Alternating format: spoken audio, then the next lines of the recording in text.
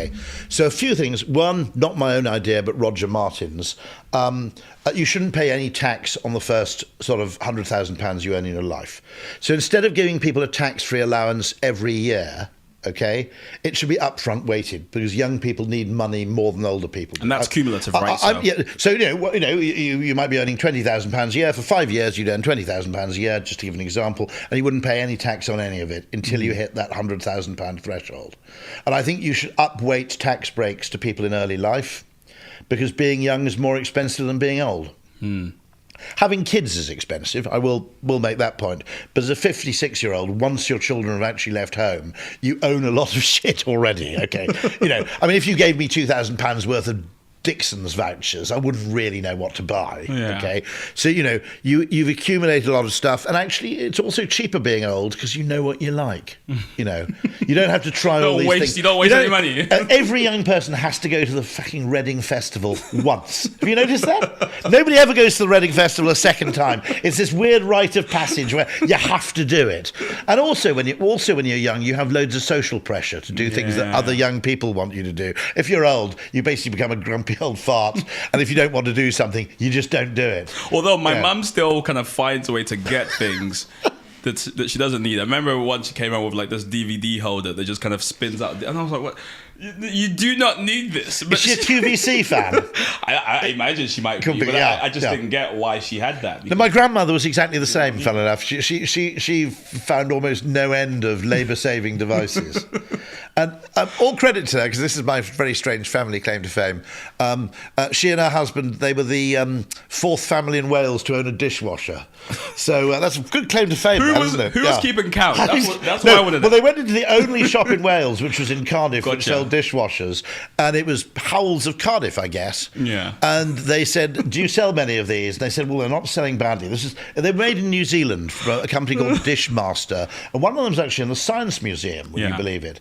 And the people in Cardiff said, "Well, not too bad. We've sold 2 in Cardiff and we sold 1 in Swansea." And that was the sole total in sometime in the early 50s of Wales's installed dishwasher base. Yeah. But she was obviously a gadget freak in lots of other ways as well. She was always obsessed with, and I've inherited that undoubtedly. The other thing is, I suppose, one great thing is that I tend to be more interested in consumer electronics than I am in, for example, expensive things. Gotcha. Like travel. And consumer electronics is a great hobby to have because it just gets cheaper. And the interesting thing about consumer electronics, when you think about it as a market segment, is it's really quite democratic. Yeah. In that, okay, my brother's an academic and, I earn quite a lot more money in advertising than he does as an academic. And the joke I always make is we have exactly the same tech. It's just I get mine 3 years earlier. But actually, there is, when you think about it, there are some surprising facets that someone on median income in the UK can buy. Now, we can argue about whether it's the Samsung Galaxy Fold or the iPhone, whatever it is. What are they up to now? Folds. Are they actually selling these folds? Well, I desperately want one. Really? Just to play with, I imagine, not to use. Well, no, because I'm old. The phones are too damn small. You see, I'm 56, so I've got this bloody long sight. And this is the right size, is it? Yeah, that would be my phone. If in a world designed by me, my phone would be that size, and you'd simply have a large Bakelite receiver attached to it to make the call. But my kids come up to me, you see, and I suddenly realised I couldn't understand why my kids did everything on the phone. And then it occurs to me, the little buggers are like 21 years old, and they've got fantastic near sight. And they come up to me and go, "Dad, have you seen this on TikTok?" And they hold the phone 2 inches from my eyes, and all I can see is this sort of coloured blur. They could be showing me a kaleidoscope for all I know, right? So that large iPad, okay, plug a nice Bakelite receiver into that. That's my perfect phone.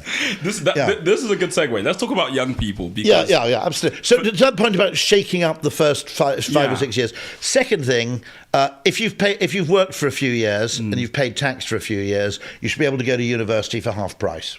I love these ideas. I would vote for you. I mean, I know the PM job's going. It's only a matter of weeks. I would vote for you if that's brilliant. For example, not everybody, forcing people to go to university as soon as they leave school when they may not know what they want to do. Okay, I'm not claiming for a second I had an underprivileged background. I went to what was previously a grammar school, but it had become a private school. I was in a pretty rich part of South Wales. I'm not claiming, I come from, the valleys or anything like that.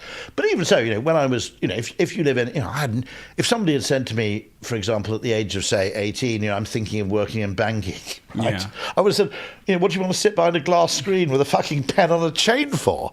I had no idea that things like investment banking existed, even as a sort of relatively privileged person back in 1984. People's urge to go and work for a bank, and bear in mind, I suppose this was before the Big Bang. Yeah, but it struck me as completely bizarre. And so there is this interesting thing, which is allowing people to go and find out what they want to do, and then say, okay, now I know what I want to do, so I want to study this. Yeah. And then giving them a discount on university education if they attend later in life. So you break that social norm. So what happened when they expanded the universities, okay? It used to be, when my father went to university, it was like 2% of the population. Yeah. When I went, I guess it was about 15, maybe 18%. Now it's 50%. What they didn't notice was the problem, okay, which is when I went to university, and when my dad did, having a reasonable degree was sufficient to get a good job, but it wasn't necessary. Yeah. Okay. Now, because 50% of people go to university, it's become necessary but not sufficient. Yeah. And we have this weird problem in Ogilvy because we have this thing called the pipe. Which I'll happily plug to all your listeners, which is deliberately a non-graduate recruitment scheme. Now, we obviously don't refuse people. If you've got a degree, we don't say, I'm terribly sorry, we don't want you. Okay?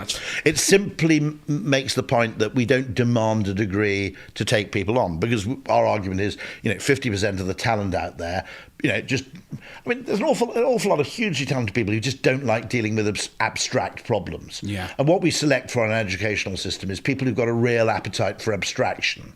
And what I realised when I first went into advertising is they're people who exhibit many of the signs of genius, okay? But who, if you give them a real world problem, they'll solve it brilliantly. But if you say, I want you to write 2,000 words on the Peloponnesian Wars, okay, they go, what's the point? They're not wrong, by the way. I've been being honest about it, okay? And so there's a certain number of people who love abstractions, a certain number of people just don't see the point. The people who don't see the point of abstraction aren't necessarily wrong. They're certainly not unintelligent. They've just got a different mindset and a different motivation.